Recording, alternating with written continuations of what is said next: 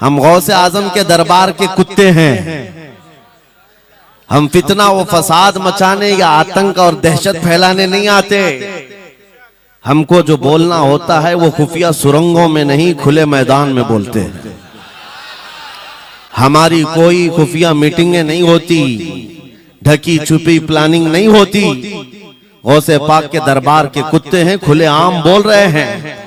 इसलिए कि आला हज़रत अजीमुल बरकत इमाम अहले सुन्नत मुजद्दिद वक्त अपने वक्त के आबकारी आलिम दीन है, लेकिन उनका भी हाल ये था कि वो डंके की चोट पर बोलते थे और लिखते थे, और फिर अपनी निस्बत पर ये फख्र भी करते थे कि मेरी किस्मत की कसम खाएं सगाने बगदाद, बगदाद के कुत्ते मेरी किस्मत की कसम खाएंगे। आला हज़रत फरमाते हैं मेरी किस्मत की कसम खाएं सगाने बगदाद, अरे हिंद में रह के भी देता रहूं पहरा तेरा। हम हिंदुस्तान में है, गौसे आजम के दरबार का पहरा दे रहे हैं, लेकिन साहब किसी को तकलीफ है तो मैं उनको एक बात बता दूं, थोड़ी बहुत आवाज हमारी ऊंची होती है, इसलिए कि जिस दरबान के हम कुत्ते हैं उस तरफ अगर कोई उंगली उठाएगा भौंके के नहीं, फाड़ खाने की भी ताकत रखते हैं। मेरे अजीजों, कुत्ते का काम ही है, वो दरबान के दरवाजे पर होता है और वो निगरानी के लिए है। हमारी जुबानें नबी करीम सल्लल्लाहु अलैहि वसल्लम की इज्जत के लिए रखी गई। हमारी जुबानें, हमारी जिंदगियां अल्लाह के वलियों की हिमायत के लिए रखी गई है, और अगर उनकी हिमायत में ना बोले तो फिर क्या धोती कुर्ते वालों के लिए बोलेंगे। बात सिर्फ इतनी है कि स्टेज उधर भी लगते हैं इधर भी लगते हैं। आप चापलूसी किसी और की करते हैं और हम तारीफ किसी और की करते हैं।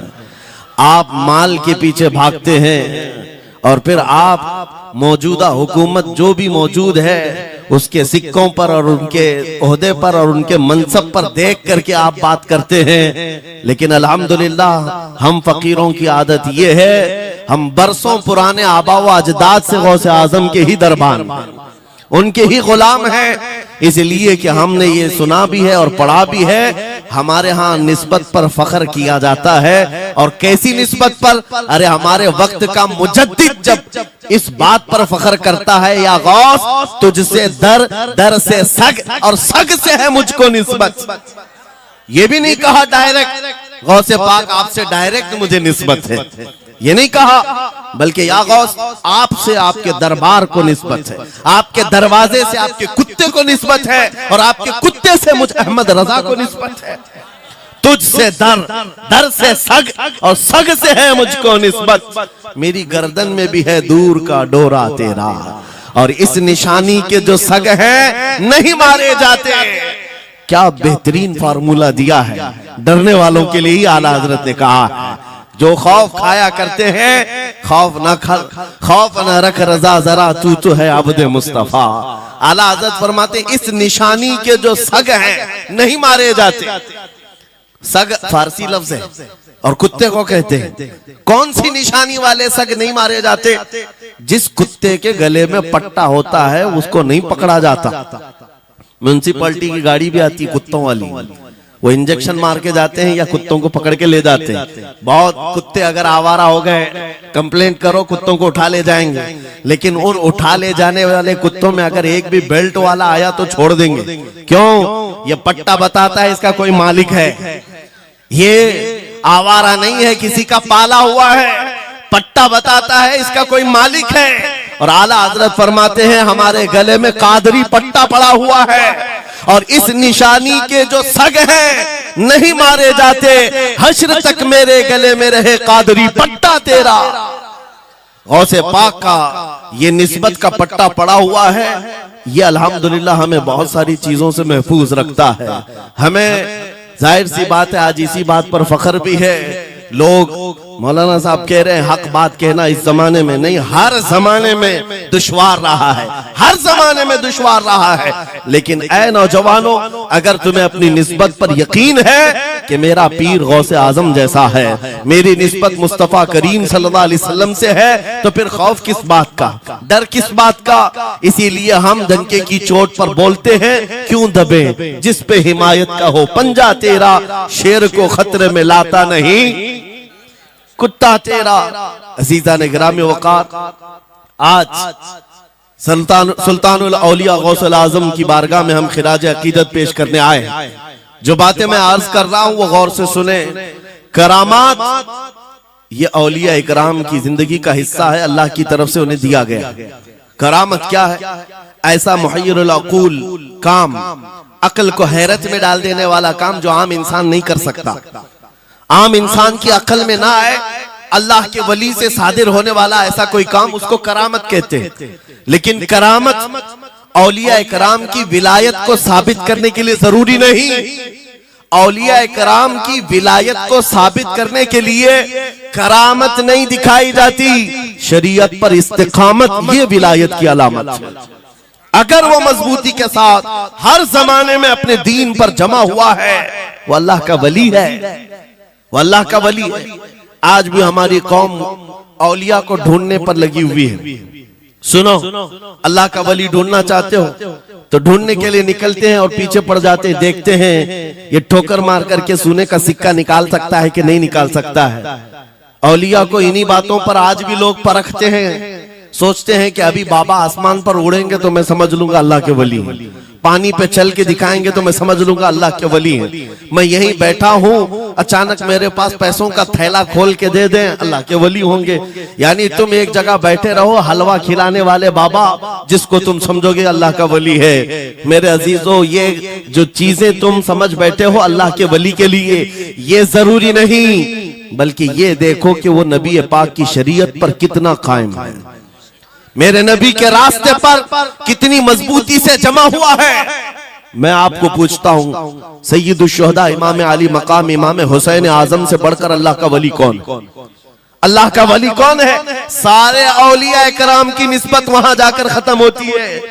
उस हुसैन आजम को देखे करबला के मैदान में अपने बच्चों की कुर्बानी के सामने भी जमे रहे, डटे रहे, करामत का इजहार नहीं किया, शरीयत पर इस्तिकामत लोगों को दिखाया। दुनिया में जैसी भी आफतें आ जाएं, मुसीबतें आ जाएं, अगर दीने मुस्तफा पर जमा हुआ है, इस्तिकामत के साथ खड़ा हुआ है, वो उसकी सबसे बड़ी विलायत है, वो सबसे बड़ा वली है। अल्लाह का वली वो है जो शरीयत पर जमा हुआ है, डटा हुआ है, कायम है। और करामात औलिया इकराम की जिंदगी का एक छोटा हिस्सा है, छोटा हिस्सा है, और इस्तिकामत ये बहुत बड़ा हिस्सा है। जमे रह जाना किसी बात पर, खौफ ना खाना बातिल ताकतों से, न डरना इन जालिमों से, ये औलिया इकराम की जिंदगी का खास वतीरा है। आज हम सबको जिस चीज की जरूरत है वो करामत की नहीं, इस्तिकामत। करामतें सुनते भी आया, अब करामत से आप ये समझते हैं कि काया पलट जानी चाहिए। लोग आज मजाक भी करते हैं, कुछ वो मॉडर्न ख्याल के डॉक्टरों और प्रोफेसरों के लेक्चर सुनकर के पागल जो हो चुके सोशल मीडिया पर, वो भोंकते हैं करामात औलिया पर। क्या अब करामात क्यों नहीं दिखाते अल्लाह के औलिया? ये जो हालात बदले हुए हैं, इन हालात में इनकी करामतों से जमीन क्यों नहीं पलट जाती, जालिमों के मुंह में कीड़े क्यों नहीं पड़ जाते? मेरे अजीजों, पूरी दुनिया करामात से नहीं चलाई जाती, वल्लाह मुसब्बिबुल अस्बाब, अस्बाब पर रखा है। एक मशहूर जमाना बुजुर्ग हजरत मोहम्मद जाम रहमतुल्लाह अलैह बगदाद हलाकू के जमाने के थे, हलाकू बादशाह जिसने बस्तियों की बस्तियां वीरान कर डाली और इतने कत्ल कर दिया था, जहां से गुजरता था इंसानों की खोपड़ियां।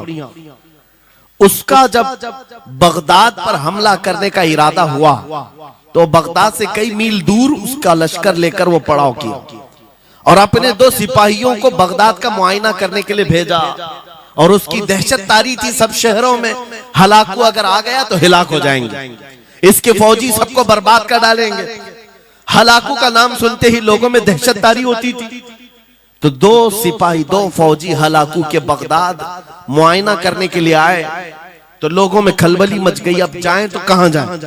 तो हजरत मोहम्मद जाम रहमतुल्लाह अलैह एक बुजुर्ग थे, उनके पास लोग दौड़ते हुए आए और वो वजू फरमा रहे थे, उनके हाथ में पानी का कटोरा था और आकर के लोग रोने लगे, हुजूर हलाकू आ गया, बगदाद तबाह कर डालेगा, बगदाद को बर्बाद कर देगा, आप बचा ले, अल्लाह के वली हैं, आप दुआ करें। उन्होंने अपनी कटोरी पलट दी और कहा जाओ, अल्लाह हिफाजत करेगा। रिवायत में मिलता है कि वो 2 सिपाही ढूंढते ढूंढते रह गए, उनको बगदाद नजर ही नहीं आया। कोई बगदाद का न घर दिखा, न महल, न रास्ता, कुछ नहीं। वापस वो अपने बादशाह के पास जाकर कहते हैं हम तो बहुत ढूंढ करके आए, बगदाद मिला ही नहीं। हलाकू ने उन दोनों सिपाहियों को कत्ल कर दिया। कहा कि तुम झूठ बोलते हो, मुझे बगदाद की रोशनी यहां से दिखती है और तुम्हें कैसे नजर नहीं आया? या तो तुम निकम्मे हो या तो फिर मेरे साथ धोखा कर रहे हो। कत्ल कर दिया। दूसरे दिन अपने खास 2 वजीरों को भेजा कि जाओ बगदाद का मुआयना करके आओ, गलियां, वहां की सड़कें और वहां के महल्लात, वहां की इमारतें देख आओ। ये 2 वजीर गए और ढूंढते रहे। जैसे ही वो बगदाद में इंटर हुए, आज फिर लोग हलाकू के इन वजीरों को देखकर दौड़े दौड़े भागते हुए इस अल्लाह के वली के पास आया, हज़रत मोहम्मद जाम। आज फिर रोने लगे, कहा हमारी बीवियां बेवा हो जाएंगी, हमारे बच्चे यतीम हो जाएंगे, सब मारे जाएंगे, आप बचा लें। आज फिर से उन्होंने कटोरी पलट दी, कहा जाओ अल्लाह हिफाजत फरमाएगा। अल्लाह वालों का ये तसर्रुफ है, ये करामात है। वो चाहे तो पूरे लोगों को पोशीदा कर दे जालिमों की नजर से। दूसरे दिन वो वजीर भी ढूंढते रह गए, उनको भी बगदाद नजर नहीं आया। वापस गए, बादशाह के वो बड़े मोतमद लोग थे, कहा कि हम भी गए लेकिन हमको बगदाद नजर नहीं आया। हलाकू को बड़ा ताज्जुब हुआ, ऐसा कैसे हो सकता है? लोकेशन बिल्कुल सही है, हम सामने चंद मील के फासले पर है और इनको बगदाद नजर क्यों नहीं आता? तीसरे दिन उसने कहा कि अब किसी मुआयने की जरूरत नहीं, कोई जायजा लेने की जरूरत नहीं, हम डायरेक्ट जाते, फौज को तैयार करो। पूरी फौज को लेकर के जब तैयार होकर वो बगदाद के सरहद पर आकर खड़ा हो गया, उसके जंग का बिगल बजा और तबाही के आवाजें आने लगी, तो आज लोग फिर दौड़ते हुए हजरत मोहम्मद जाम के पास आए और उनसे रो रो कर गिड़गिड़ाने लगे, कहा आज तो आफत आ गई, बड़ी बला आ गई। तवज्जो से सुनना मेरे अजीजों, आज आप अगर ना बचाएं तो सब तबाह हो जाएंगे, बर्बाद हो जाएंगे। आज आप अपनी कटोरी उठा रहे थे, उन्हें गैब से निदा आई, ए मेरे महबूब बंदे, कब तक तुम अपनी कटोरी उठाकर इनको बचाते रहोगे? इनको मोहलत दी गई थी अपने अमाल दुरुस्त करने की, ना इन्होंने तौबा किया, ना अपने अमाल दुरुस्त किए, इनको इनके हाल पर छोड़ दो।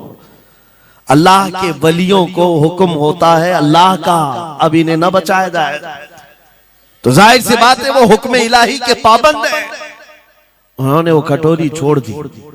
फिर हलाकू दाखिल हुआ बगदाद में और ऐसी तबाही मचाई थी कि पूरे बगदाद की सड़कों में सिर्फ खून ही खून था, तबाह बर्बाद कर दिया, ईंट से ईंट बजा डाली।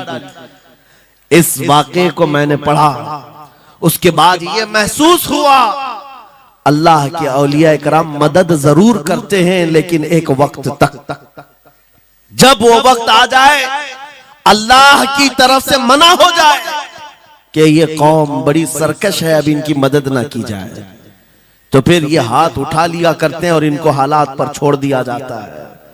अजीज़ान गिरामी वक़ार, औलिया कामिलीन की करामतों पर भौंकने वालों से भी मैं यही कहूंगा, वो चाहे तो पल भर में हालात हमारे बदल दें, चाहे तो जमीन को उलट पलट दें, लेकिन वो अल्लाह के हुक्म के पाबंद होते हैं। और लोगों के लिए ये बात है, नसीहत है कि जब ऐसे हालात आ जाएं, आप इधर उधर भागने की बजाय पहले अपने दिल की तरफ देखें, कहीं मेरे गुनाहों से दिल के धब्बे बढ़ तो नहीं गए, मेरा दिल सियाह तो नहीं हो गया। सच बताओ मेरे अजीजों, इतने सख्त हालात के बाद कितने लोगों को ऐसी तौफीक हुई कि रात का अंधेरा छा गया हो और तौबा करने का जज्बा बढ़ गया हो, रात के वक्त बैठ करके रोने लग गया हो। फिलिस्तीन के गज्जा के उन मुसलमानों की हालत सार को देखकर रूह अगर तड़पती है और तुम अपने अमाल की सेहत और दुरुस्तगी के लिए तौबा कर ले जाते हो, ये बहुत बड़ी नेमत है अल्लाह की। फिर तुम्हें किसी करामत के ज़ुहूर की जरूरत नहीं, तुम्हारा बदलना ही दुनिया के हालात को बदल देगा, सब बदल जाएगा। लेकिन अगर उन्हीं हालात पर बाकी रहे तो फिर करामत से भी तुम नहीं बदलोगे और ना हालात बदलेंगे, कोई चीज नहीं बदलेगी। इन्नल्लाह ला युगय्यिरु मा बिकौमिन हत्ता युगय्यिरु मा बिअनफुसिहिम। कुरान में मेरा मौला फरमाता है, बेशक अल्लाह ताला उस वक्त तक किसी कौम की हालत नहीं बदलता जब तक उस कौम को खुद अपनी हालत बदलने का ख्याल ना हो। हम अपनी जानिब से शुरुआत करें और फिर हालात खुद बदल जाएंगे, हालात खुद बदल जाएंगे। सरकार सैयदना गौसे आजम अब्दुल कादिर जीलानी रदी अल्लाह तआला अन्हु जिस हाल में बगदाद तशरीफ लाए थे, उस जमाने को याद करें, उस जमाने को याद करें।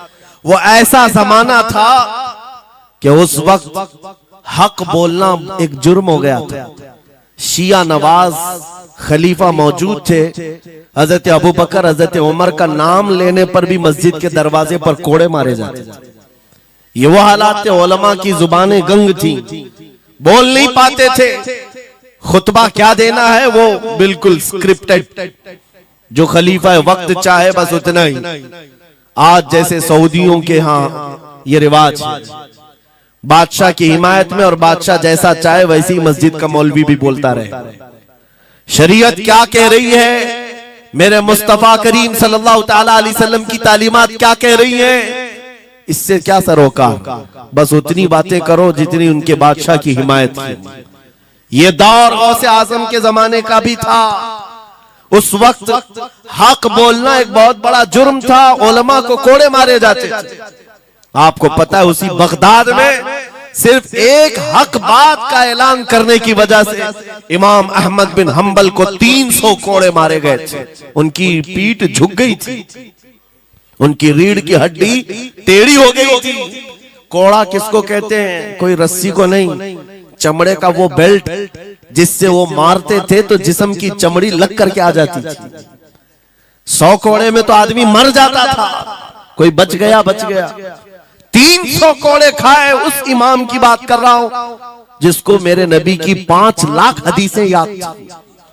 वो इमाम अहमद बिन हंबल इतने बड़े इमामुल हदीस कोड़े खाते थे तो किस बात पर, सिर्फ हक बात का ऐलान बरसरे पैकार करते थे, सबके सामने करते थे। उन्होंने कोई बादशाह की रू रियायत नहीं की, उन्होंने ये नहीं देखा कि ये क्या चाहते हैं, बल्कि हमेशा ये देखा कि मेरे नबी की शरीयत क्या चाहती है। मेरे अजीजों, यही बड़ी करामत है। गौसे आजम की बड़ी करामतों में से करामत ये है, उस जमाने में आप बगदाद तशरीफ लाए जब हालात ऐसे थे कि हक बोलना दुश्वार था, और आप जब मस्जिद पर खड़े, मस्जिद के मिंबर पर खड़े होकर ऐलान करने लग गए, हैबत ऐसी तारी थी कि कोई आपको रोक ना सका, और आपके ये हक्कानियत की तबलीग फैलती गई। शुरू में 10 लोग, फिर 20 लोग, फिर 100-200, फिर 1000-2000। गौसे आजम ने चंद महीनों में जो खुतबात दिए, आपके खुतबात का आलम यह था कि फिर 70,000 का मजमा बराबर सुनने के लिए आया करता। और गौसे आजम का ये खुतबा एक नहीं, हजारों खुतबात हैं। जब जब आप खुतबा देते थे, एक बात याद रखें, जुबान अगर पाक हो और अल्लाह की नबी पाक की शरीयत ताहिरा बोलती हो, उस जुबान में भला का असर होता है, अल्लाह करीम की तरफ से असर डाला जाता है। हक बात अगर बुलंद आवाज से कहो, ये मत देखो कि मैं कौन हूं, ये देखो कि कलाम किसका है। अल्लाह करीम लोगों के दिलों पर बात डालता है। गौसे आजम की जुबान से निकले हुए कलमात ऐसे हुआ करते, मजमा खत्म होने से पहले पता नहीं कितनों की तो लाशें उठाई जाती थी, कितने तो वहां बेहोश हो जाते। किस बात पर? इतना असर करता दिल पर कि लोग कपड़े फाड़ लेते थे, खुतबे के अंदर, बयान के अंदर ऐसा असर होता कि लोग बैठे बैठे मदहोश हो जाते, कोई जोश हाल में कपड़े फाड़ डालते। रिवायात में बताया गया कोई एक मजमा भी ऐसा नहीं जिसमें हुजूर गौसे पाक की तकरीर के बाद जनाजा ना उठाया गया। हर खिताबत के बाद, और बोलते क्या थे, हैरत की बात है मेरे अजीजों। आज बाज लोग ये कहते हैं, हम भी बहुत सारी चीजें बयान कर रहे हैं, मैं अपने लिए भी नसीहत और सारे उलमा के लिए भी कहता हूं, लोगों के पल्ले नहीं पड़ती, लोगों के कानों में नहीं जाती। ये जुमा में आते हैं, सोते रहते हैं, जब इमाम खड़ा होता है नमाज के लिए तो ये झटका लेकर के खड़े होते हैं, बयान यूं ही चला जाता है। मेरे अजीजों, दो चीजों की पाबंदी जरूरी है। मैंने पढ़ा था इमाम अहमद बिन हंबल नहीं, हजरत सुफियान सौरी रदी अल्लाह ताला, हजरत सुफियान सौरी नसीहत कर रहे थे, और जब वो नसीहत करते तो लोग रो पड़ते थे, आखिरत को याद करते, कब्र की होलनाकियों का तज़किरा करते तो लोग रोने लगते थे। एक बंदा था, वो मजलिस में आया करता और खामोश बैठता, और उस पर कुछ भी असर नहीं।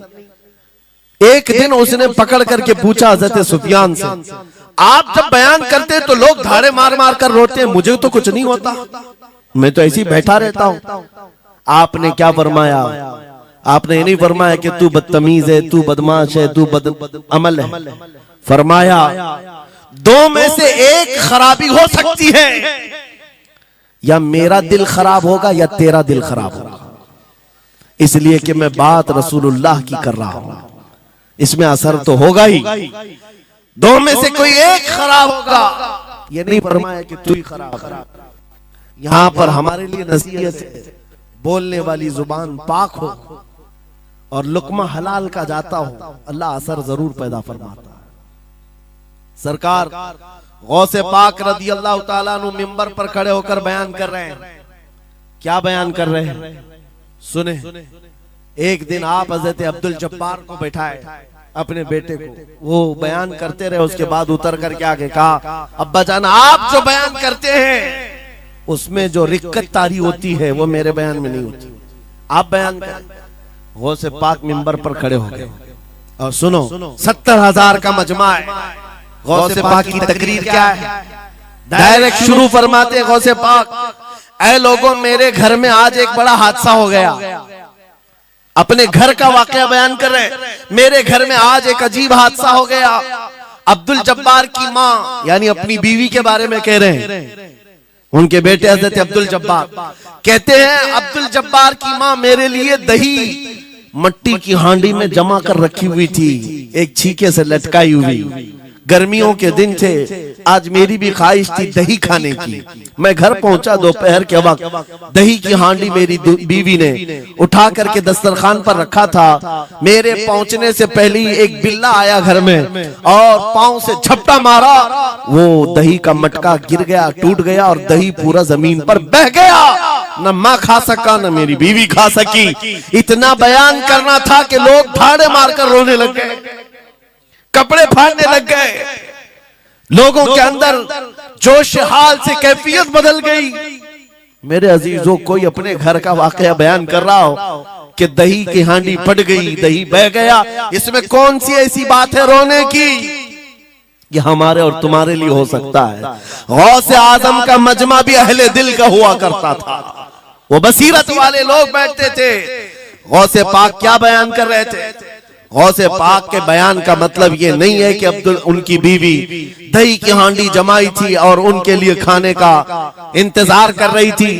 गौसे आजम अपने वाकये से दुनिया की हालत बता रहे थे, ऐ लोगों, जिस तरह मेरे घर में आज मेरे खाने से पहले दही का मटका टूट गया और दही बह गया, सबकी हालतें तकरीबन ऐसी होती हैं। इंसान अपने लिए इतना कमाता है, माल जमा करता रहता है, और जब उसके खाने का वक्त आता है, मलकुल मौत पंजा मारकर रूह निकाल लेता है और सारा माल उसका धरा का धरा रह जाता है, ना वो चख पाता है, ना खा पाता है। गौसे पाक रज़ी अल्लाह ताला अन्हु ये दुनिया की हालात बता रहे थे, और मेरे अजीजों, आज भी वही हालात हैं हमारे। आज भी वही हालात है। हमने कमाने के लिए अपनी सेहत गंवा दी, रात नहीं देखा, दिन नहीं देखा, दौड़ते रहे माल हासिल करने के लिए। इतना जमा कर लूं, इतना जमा कर लूं, इतना जमा कर लिया, जब तक तो सेहत बिगड़ गई, शुगर भी आ गई, बीपी भी आ गई, और ऐसी बीमारियां लग गई कि अब इनको ठीक करने के लिए जितना जमा किया था खर्चा करते रहो। शेख सादी रहमतुल्लाह अलैह फरमाते हैं, ये दो कामों में तो इंसान की पूरी जिंदगी खत्म होती है। पहले कमाने के लिए सेहत गंवाता है और फिर सेहत बचाने के लिए माल गंवाता है। ये दो चीजों में गौसे पाक रदियल्लाहु ताला अन्हु की नसीहत यही थी कि इतना जमा कर ले जाते हो, इतना जमा करते हो कि फिर जब खाने का वक्त आता है तो मियां ऐसे हालात होते हैं कि नमक भी नहीं खा पाते, शक्कर भी नहीं खा पाते। दूसरी बातें तो छोड़ो, शुगर वाले शक्कर नहीं चख पाते, बीपी वाले नमक नहीं चख पाते। अरे ये बड़ी छोटी चीजें हैं, और माल देखो तो करोड़ों का है, अरबों का है, अरबों का माल पड़ा हुआ है, नमक नहीं चख पाते, शक्कर नहीं खा पाते। किसके लिए जमा किया था? और थोड़ी और बड़ी बीमारी हो गई तो पानी भी नहीं पी पाते, डायलिसिस चल रहा है, किडनी खराब है। कितने ऐसे लोग मिलते हैं आज, कितने ऐसे हैं जिन्होंने साफ मुझसे कहा कि डॉक्टर ने पूरा गिन करके कहा है कि पूरे दिन भर में जो है एक ढक्कन से पानी पीना, बोतल का जो ढक्कन होता है उस ढक्कन से बस बूंद बूंद चखते रहना, पानी ही ना पियो, इसलिए कि किडनी काम नहीं करती। ये दुनिया है मेरे अजीजों, हमने अपनी सेहत गंवा दी, पूरी की पूरी सेहत गंवा दी इसको हासिल करने के लिए। इसी को मेरे इमाम अहले सुन्नत फाजिल बरेलवी ने कहा था, शहद दिखाए जहर पिलाए, कातिल डायन शोहर कुछ, इस मुर्दार पे क्या ललचाए, दुनिया देखी भाली। लेकिन समझ में किसी को नहीं आता, उस वक्त समझ में आने लगता है जब जाने का वक्त होता है। जाने के वक्त हालात ऐसे होते हैं, मैं अक्सर अपने टूर में देखता हूँ, उमरा पे जाते हैं, बगदाद पे जाते हैं, खूब आयश से रहते हैं, सबको पता रहता है प्लेन में सिर्फ 30 किलो का अलाउड है, लेकिन मार्केट में जाते हैं तो उनको कुछ खबर नहीं होती, सब खरीद रहे होते हैं। हो जाए, खरीद करके लाकर रूम में भर दिए, और आज शाम में जाना है तो ठोस रहे हैं इस बैग में उस बैग में नहीं घुसा, और उसके बाद फिर एयरपोर्ट पहुंचे तो कभी इसको रिक्वेस्ट कभी उसको रिक्वेस्ट, थोड़ा हमारा भी ले लो, थोड़ा हमारा भी ले लो। अरे वहां सबका 30 है, कोई लेने को तैयार नहीं। फिर खरीदा हुआ वहीं छोड़ करके हसरत भरी निगाह से देखते जाते हैं, किसी की खजूर छूटी हुई है, किसी के मुसल्ले छूटे हुए हैं, किसी के कपड़े छूटे हुए हैं। हर बार हम एयरपोर्ट पे देखते हैं, छोड़ करके जा रहे होते हैं, बड़ी हसरत से देखते हैं। मेरे अजीजों, ये कोई लतीफा नहीं, सेम यही हालात जब दुनिया से जा रहा होता है एक इंसान, मरने से पहले उसकी आंखें फटी रह जाती हैं। क्यों कहा गया है मरने के वक्त सबसे पहले उसकी आंखें बंद कर दो? क्योंकि वो अपना माल देख रहा होता है, अपनी औलाद देख रहा होता है, अपना घर बार देख रहा होता है। मैंने इसको बनाया था, इस तरह से कमाया था, इस तरह से इसको पाला था, ये सब देखता रह जाता है। उनमें से किसी चीज को उठा भी नहीं पाता, ले नहीं जा सकता, यहाँ तक कि ऐसी हालत होती है खुद जा भी नहीं पाता, दूसरों के कंधों पर सवार होकर जाना पड़ता है। ये दुनिया की हकीकत। गौसे पाक की तालीमात अगर पढ़ते रह जाओ मेरे अजीजों, तसव्वुफ का एक ऐसा किला है, गौसे पाक की तालीमात काफी है तुम्हें तौबा करने के लिए, दुनिया में दिल लगाने के लिए और उससे दिल हटाने के लिए। गौसे पाक की तालीमात काफी है। आपने फरमाया था दुनिया में ऐसे रहो जैसे कश्ती समंदर में चलती, कश्ती समंदर में चलती है, यानी पूरे भरे हुए मौजों के पानी पर कश्ती चल रही है, लेकिन उसका कुछ बिगड़ता नहीं है। हाँ, अगर पानी कश्ती के अंदर आ गया तो फिर कश्ती के लिए खतरा है, डूब जाएगी। तुम दुनिया में ऐसी ही रहो कि तुम्हारे अंदर दुनिया ना आए, तुम दुनिया में हो, तुम्हारे अंदर दुनिया ना आ जाए। अगर तुम्हारे अंदर दुनिया घुस गई तो डूब जाओगे, फिर यहां से निकल नहीं पाते। मौलाना रोम इसी की मिलती जुलती बात कहते हैं मसनवी शरीफ में। जलालुद्दीन रूमी फरमाते हैं, एक चींटी को देखा, शहद का एक कतरा जमीन पर गिरा हुआ है, शहद का कतरा चिपकने वाला होता है, यानी उसके अंदर गम होता है। चूंटी करीब से आई, एक चुस्की लिया, शहद को चखा और जाने लगी। फिर आई, पेट कहां भरता है चूंटी का मीठे से। अरे शहद तो पानी में भी रखो ऊपर से आके गिरती है, और शहद खाना है उसको। और दूसरी तरफ से आई, फिर गई, पेट नहीं भरा, चारों तरफ से उस कतरे को चाट चाट के गई। मौलाना रोम फरमाते हैं, फिर चूंटी के दिल में ख्याल आया, मैंने हर तरफ से तो शहद को चक्कर देखा, टेस्ट एक ही है, बीच कतरे में कैसा टेस्ट होगा? कतरे के बीचों बीच शायद अलग टेस्ट होता है। तो चूंटी ये सोच करके कतरे के ऊपर चढ़ गई, जो शहद का कतरा था उसके ऊपर चढ़ गई। कहा ऊपर चढ़ करके मैं चुस्की लूंगी इसकी और चखूंगी। और जब चढ़ गई तो उसके सारे पैर हाथ उस पे चिपक गए। चूप्स तो लिया, शहद खा तो लिया, लेकिन वापस आने का कोई रास्ता ही नहीं था। सारे हाथ पैर उस शहद के गम में चिपक गए। चूंटी की उसी कतरे में मौत हो गई। मौलाना जलालुद्दीन रूमी फरमाते हैं, इंसान यही करता है, माल कभी इधर से कमाता है, कभी उधर से कमाता है, हर जगह से देखता है, सारे टेस्ट ले लेता है, बाद में बड़े बड़े लोगों को देखता है, अरे नेताजी तो बड़े बंगले में, वहां कैसा ऐश होता होगा, कोई उस रिजॉर्ट में है, वहां कैसी मस्तियां होती होंगी, वहां भी जाकर देख लूं। ये वहां भी यहाँ भी करते करते घुस जाता है और दुनिया में ऐसा मसरूफ होता है, उसकी मौत आ जाती है, तौबा की मोहलत नहीं मिल पाती, उसी दुनिया में फंस जाता है। मेरे अजीजों, गौसे आजम की तालीमात ये हैं, दुनिया में ऐसे रहो जैसे कश्ती समंदर में रहती है, तुम्हारे अंदर पानी ना आने पाए, अगर तुम्हारे अंदर आ गया तो डूब जाओगे। इन तालीमात पर अमल करते हुए आज हम हालात देख सकते हैं, जितनी चीजों ने हमें बिगाड़ा है आज, वो दुनिया की मोहब्बत है, वो दुनिया की मोहब्बत है। मेरे आका सल्लल्लाहु अलैहि वसल्लम का एक फरमान मैं सुनाता हूँ, अबू दाऊद शरीफ की हदीस है, वो आज के जमाने में अगर मैं आपके सामने बयान करूं तो ऐसा लगे हमारे लिए ही बयान हुआ है।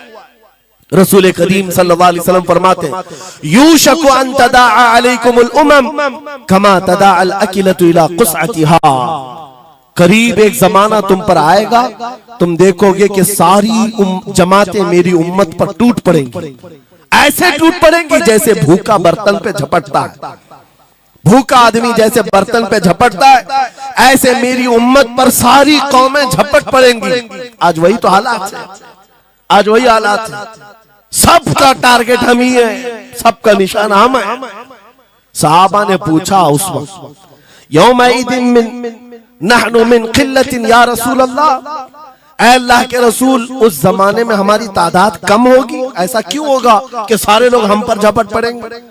नबी पाक फरमाते हैं, वलाकिन्नकुम कसीरून, नहीं तुम तो बहुत ज्यादा होंगे उस वक्त, गोसा अन का गोसा इस्साइल, लेकिन तुम्हारी हालत समंदर के झाग की तरह होगी। यानी समंदर का कफ झाग जो होता है हवाओं से उड़ जाता है, तुम्हारी हालत ऐसी होगी।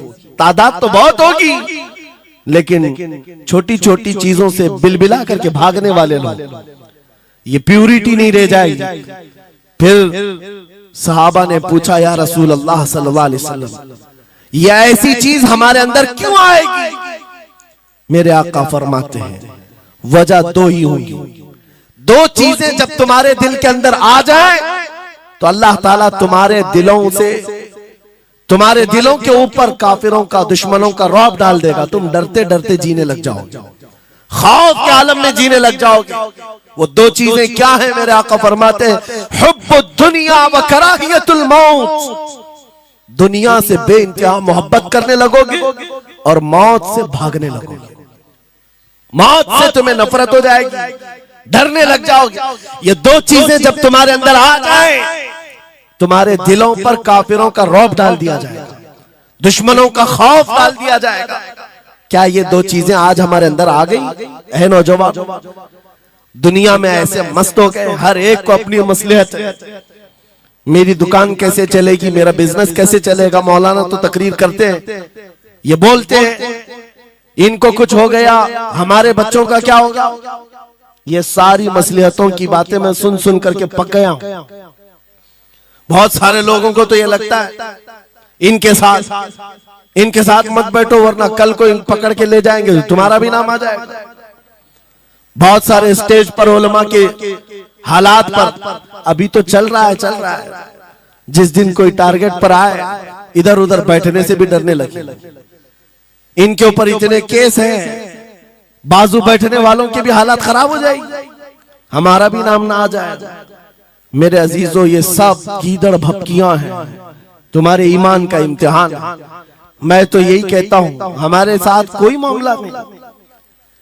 वही बात मैं कहता हूं जो अकबर इलाहाबादी ने कहा था, रकीबों ने रिपोर्ट लिखवाई है जा जा के थाने में कि अकबर नाम लेता है खुदा का इस जमाने में। यही रिपोर्ट लिखवाते हैं जा जा करके। हमारी भी जहां रिपोर्ट लिखी हुई होगी, बात यही होगी कि ये रसूलुल्लाह का नाम लेता है और उनके नाम पर लोगों को बात करता है, यही रिपोर्ट होगी। और इस बारे में हम कभी डरते नहीं। मैं आपको बताऊं, उत्तर प्रदेश में वहां के हालात तो पता है, बिल्डोजर की हुकूमत चलती है।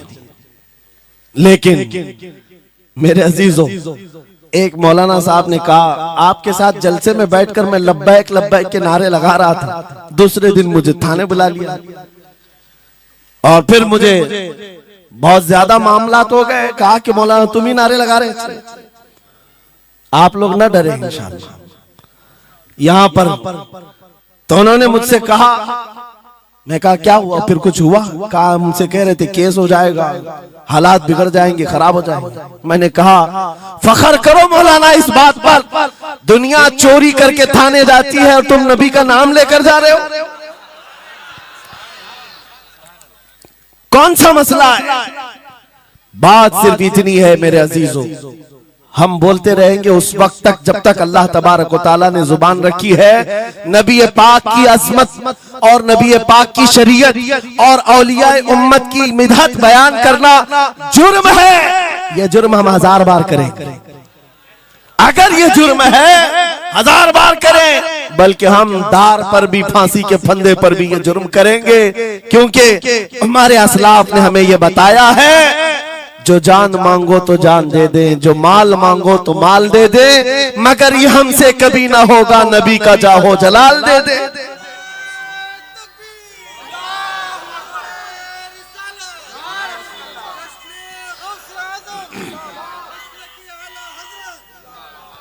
खामखा बेचारे हमारे रिश्तेदारों को डरा करके रखे लोग, पुलिस वाले हजरात को कुछ लोग रिपोर्ट लिखवा कर डरा करके रखे हुए। मैं आपको बता रहा हूं, एक साल में तकरीबन 170 के करीब जलसे करके आए। किसी एक जगह की भी रिपोर्ट निकाल करके बताओ कि हमने कहीं फसाद करवाया, हमने कहीं पर लोगों में माहौल बिगाड़ा हो, या पब्लिक भड़क करके एक दूसरे के जंग करने पर आई हो, कहीं नहीं। अगर कौम को, सोई हुई कौम को बेदार करना तुम्हारे नजदीक भड़काना है, तो ये भड़काना तो बहुत अच्छा है मेरे अजीजों। हमारा काम सिर्फ इतना है, हम उन नौजवानों से बात कर रहे हैं जो अपने नबी के फिदाई हैं, जो अपने नबी के आशिक हैं, और हम सिर्फ उस लौ को और बढ़ाना चाहते हैं जो इनके सीनों में जल रही है। इनके सीनों में किसी और की नहीं, मेरे मुस्तफा के मोहब्बत की शमा है। अगर वो मध्यम है, हम उसको तेज करना चाहते हैं। बस मेरे नौजवान से मेरा मुतालबा सिर्फ इतना ही है, किसी की जय विजय क्यों पुकारे, क्या गरज हमको, हमें काफी है सैयद अपना नारा या रसूल अल्लाह, हमें काफी है सैयद अपना नारा।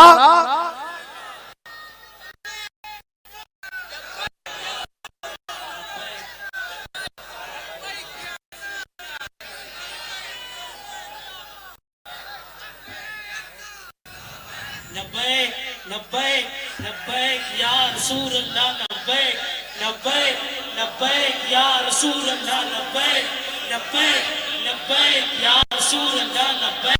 तवज्जो,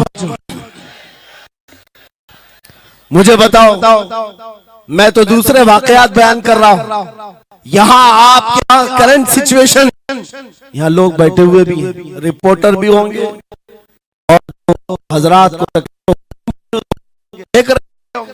मुझे मैंने अभी बयान में कौन सा भड़काया, ये जो कह रहे हैं अपने नबी को पुकार रहे हैं। मेरे अजीजों, तुम्हारे इन नारों से असल बात यह है दुनिया को ये लगने लगा है ये जिसके गुलाम है उसके पूरे होने लग गए, तो फिर अच्छे अच्छों की कुर्सियां हिलने लग सकती हैं। इसलिए कि इस कौम की तारीख सबको पता है, ये वो कौम है टल न सकते थे जंग में अगर अड़ जाते थे, पांव शेरों के भी मैदान से उखड़ जाते थे, हक से सरकश हुआ कोई तो बिगड़ जाते थे, अरे तेग क्या चीज हम तोप से भी लड़ जाते थे।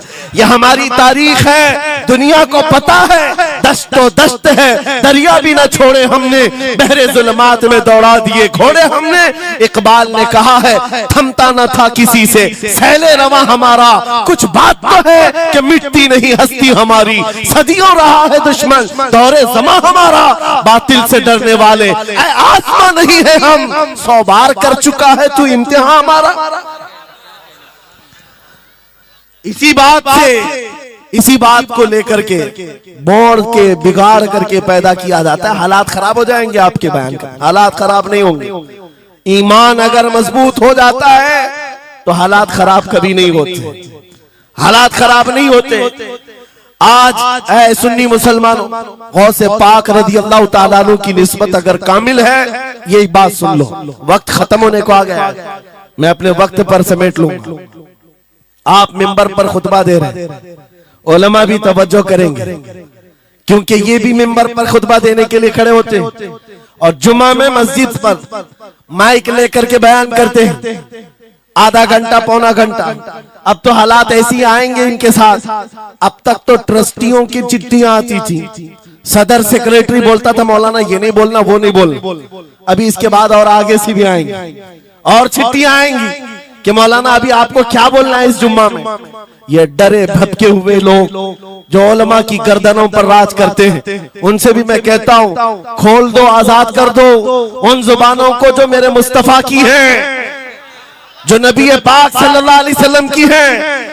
इनकी जुबानों पर ताले न लगाओ। या उलमा तुम्हारे दीन के मुहाफिज हैं, तुम्हारी नस्लों की शरीयत के मुहाफिज हैं। आज इनकी जुबानों को बंद करोगे, कल तुम्हारे बच्चे नबी का नाम लेने से घबराने लग जाएंगे, डरने लग जाएंगे। उलमा के गलों में और इनकी गर्दनों में रस्सियां न डालो। ये तो उन जालिम ट्रस्टियों से कहता हूं, बाकी उलमा से कहता हूं अगर हालात ऐसे आ गए ठोकर मार दो इनकी नौकरियों को। एक दरवाजा अगर ये बंद करते हैं, मेरा मौला 70 दरवाजे और खोलेगा।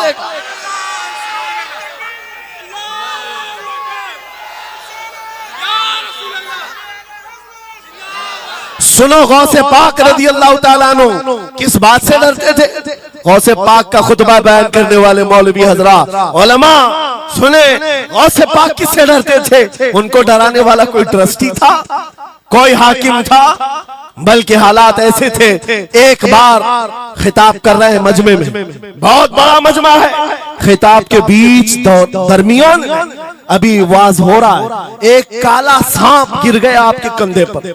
सांप गिर गया और गिरा ही नहीं, गिर करके फिर वो आपके गले के अंदर से दाखिल हो गया, आस्तीन में आया, आस्तीन में आया और फिर इधर आया। वो लौट लौट करता रहा। लोग जो मजमे में बैठे थे उन पर हैबत तारी थी, वहशत तारी थी। कोई जगह छोड़कर इधर उधर हो रहा है, लेकिन गौसे पाक का कदम डगमगाया नहीं, ना जिस्म के अंदर कोई हरकत हुई। आपका बयान कंटिन्यू जारी रहा, उसी तरह जारी रहा। वो सांप कभी आपके सामने आया, कभी इधर आया और घूम फिर करके वापस चला गया। बयान आपका मुकम्मल हुआ। लोग खड़े हुए पूछते रहे, या सुल्तान अल औलिया सय्यदी शेख अब्दुल कादिर जिलानी, आपके साथ ये जो माजरा हुआ, ये सांप इतना खतरनाक था, देख करके हैबत तारी थी और आप अपना बयान कंटिन्यू जारी रखे हुए थे, ये क्या माजरा है। गौसे पाक फरमाते हैं वो सांप तो मुझसे कह रहा था, ऐ अब्दुल कादिर तुझसे पहले 70 औलिया को भी मैंने ऐसे ही आजमाया है, 70 उलमा को मैंने ऐसे ही आजमाया है और आजमा कर चला गया। गौसे पाक क्या फरमाते सुनो, ऐ लोगों तुम मुझसे पूछ रहे उससे डरता था या नहीं डरता था, बात सिर्फ इतनी है, मैं उस कादिर का बंदा अब्दुल कादिर हूं। उस कादिर का बंदा अब्दुल कादिर हूं, मेरे उसकी कुदरत पर ऐसा यकीन है, अगर मौला ने मेरी मौत लिखी है तो ये काले सांप से क्या चूंटी से भी हो सकती है, और अगर मौत नहीं लिखी इस तरह के 1000 सांप मेरे गले में आए मेरी मौत नहीं आ सकती। मेरा उसकी कुदरत पर यकीन कामिल है, इसलिए मैं उसका बयान कंटिन्यू रखा, जारी रखा। आज मैं यही कहता हूं, ऐ सुन्नी मुसलमानों और इन उलमा से भी, अगर हमारी मौत लिखी है छोटे से हादसे से भी हो सकती है, और अगर नहीं है तो वक्त का प्राइम मिनिस्टर भी तुम्हारी गर्दन पर पैर रखे मौत नहीं आ सकती, क्योंकि कादिर मुतलक मेरा रब्बुल आलमीन है। वक्त का बादशाह भी तुम्हारी गर्दन पर तलवार रखे नहीं आ सकती। आपको पता है चंगेज की तारीख? चंगेज एक जालिम बादशाह गुजरा, बहुत बड़ा जालिम, जिसके सर पर 50 लाख लोगों के कत्ल का इल्जाम है। 50 लाख इंसानों का कत्ल मामूली है? उस जमाने का चंगेज, और वो मुल्क के मुल्क फतह करते हुए निकला था। एक जमाना ऐसा था मेरे अजीज, घोड़े पर बैठा हुआ चंगेज कुछ लोगों को, मुसलमानों को गिरफ्तार करके मैदान में खड़ा किया है, और जल्लाद को बुलाया कि एक साथ सबकी गर्दनें उड़ाने लग जाओ। वो कितने लोग थे? 3 सफों में खड़ा किए हुए थे लोगों को जिनका कत्ल होना था। लाइन से खड़े हुए हैं, सब अपनी अपनी बारी का इंतजार कर रहे हैं। जल्लाद तलवार लेकर आया, और जब पहली सफ वालों को कत्ल करने लगा, वो गर्दनें उड़ा रहा था। एक बूढ़े मियां पहली सफ में खड़े थे, वो जल्दी से दूसरी सफ में चले, पीछे वाली सफ में गए। बादशाह चंगेज घोड़े पर बैठा हुआ खिलौने से खेल रहा है, और ये मंजर भी देख रहा है और हंस रहा है। बूढ़ा यहां से उधर चला गया, पहली सफ का काम तमाम, पूरे कत्ल हो गए। दूसरी सफ में जब कत्ल का ऑर्डर आया तो जल्लाद फिर गर्दनें उड़ाने लगा। दूसरी सफ, दूसरी लाइन को कत्ल करने लगा जल्लाद। ये बूढ़े बाबा जो है तीसरी सफ में चले, पीछे और एक सफ थी, यहां से बचकर तीसरे में चले गए। दूसरी सफ भी उड़ गई। उसके बाद बादशाह चंगेज कहा मार करके कहने लगा, बाबा जी अब तो इसके पीछे कोई सफ नहीं, ये तीसरी थी, अब कहां जाओगे? बूढ़े मियां ने सर झुकाकर कहा, अब भी मेरा अल्लाह है। ये यकीन होता है, जहां तक बचना है बच लेंगे, और जब नहीं है, बाबा जी ने कहा अब भी अल्लाह है, हो सकता है। उस चंगेज ने कहा कि उड़ाओ अब इनकी गर्दनें। अभी जल्लाद तीसरी सफ को उड़ाने ही जा रहा था, अचानक चंगेज के हाथ से वो खिलौना नीचे गिरा, जो खेल रहा था बैठ करके घोड़े पर। जैसे ही वो खिलौना उठाने के लिए नीचे की तरफ आया, उसका पैर जीन से निकल गया, और घोड़ा अचानक बिदक गया, सरकश हो गया, और घोड़ा सर पर दौड़ने लगा, और ये एक पैर इसका जीन में फंसा हुआ है, और सर नीचे जमीन पर है। अब घोड़ा दौड़ता गया, पता नहीं कितने पत्थरों से इस बादशाह का सर टकराता रहा। घोड़ा किसी के काबू में नहीं आ रहा। सारे सिपाही, सारे फौजी इस घोड़े को पकड़ने के लिए पीछे भाग रहे, लेकिन घोड़ा दौड़ता गया, इतना दौड़ा कि उस चंगेज का सर फट करके भेजा बाहर, मर गया। बहुत दूर जाकर के घोड़ा एक जगह रुका। बादशाह की मौत का ऐलान इतना बड़ा था, सारे सिपाही, सारे फौज बादशाह को लेने के लिए हाजिर आए। मियां पूरी सल्तनत तहबतह हो गई, हुकूमत बदल गई, सब खत्म हो गया, और जो कैदी थे वो आजाद होकर जाने लगे। वो बूढ़े मियां कहते हैं बाकी लोगों से, क्या मैं नहीं कहता था अल्लाह अब भी हमारे साथ है? मेरे अजीजों, एक बात याद रखो, हमारे लिए दुनिया द एंड नहीं कर सकती जब तक मेरा मौला ना चाहे, अल्लाह ना चाहे। आज लोगों को ये लगता है, मुझे वैसी भी बात बताया गया कि यहाँ पर मुंबरा की आपकी घनी आबादी, फिलिस्तीन के मामला पर कुछ बोलेंगे यहाँ पर भड़क जाएंगे। मेरे अजीजों, इतने भड़कने की जरूरत नहीं, तुम यहाँ भड़कोगे तो फिलिस्तीन पहुंच भी नहीं पाओगे। बात यह है, हम बोलेंगे जरूर जुल्म के खिलाफ और हक के लिए, चाहे जैसी भी हालात हो। अगर किसी को बुरा लगता है इजराइल जालिम है तो मैं 100 बार कहूंगा वो जालिम है, जालिम है, जालिम है। उनकी कोई हिमायत करने के लिए हम नहीं है, लेकिन एक बात आपको मैं जरूर बताना चाहता हूं, गौसे पाक का मसला कि ये है, सुल्तानुल औलिया गौसुल आजम की निस्बत के साथ आप अपनी शरीयत पर कायम रहें और अपने ईमान पर डटे रहे और तौबा व इस्तिग़फ़ार के बाद अपने हालात बदल लें और उन गरीब मुसलमानों को देखकर जो कत्ल हो गए और उनके टुकड़े हो गए, ये मत समझना कि इस्लाम खत्म हो गया। हर जमाने में ये चीजें आती रहेंगी, लेकिन आज मैं ये ऐलान करके गुफ्तगू खत्म करता हूँ। इन हालात को देखकर इस बात का फिर से हम नारा तजदीद करके जाते हैं, कत्ले हुसैन असल में मर्गे यजीद है, इस्लाम जिंदा होता है हर करबला के बाद। लब्बैक या रसूल अल्लाह, लब्बैक या रसूल अल्लाह, लब्बैक या रसूल अल्लाह।